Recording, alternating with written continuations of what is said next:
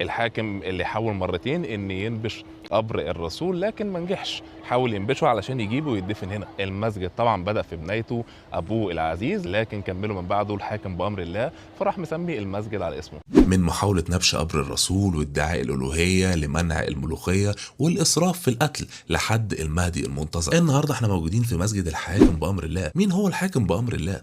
الحاكم بأمر الله بعد وفاة أبوه العزيز أصبح حاكم مصر وهو سنه 11 سنة، وقدر إنه يحكم مصر لمدة 25 سنة. كان مهتم جدا بالعلم لدرجة إنه أنشأ مرصد فلكي فوق المقطم، وهو الحاكم اللي منع أكلة الملوخية.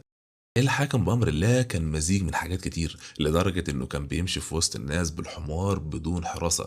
هتسمع حاجات كتير عنه من ادعاء الألوهية لحد فكرة انه المهدي المنتظر بعد ما اتقتل في يوم من الأيام وهو طالع لجبل المقطم بعد خلافات مع أخته ست الملك علشان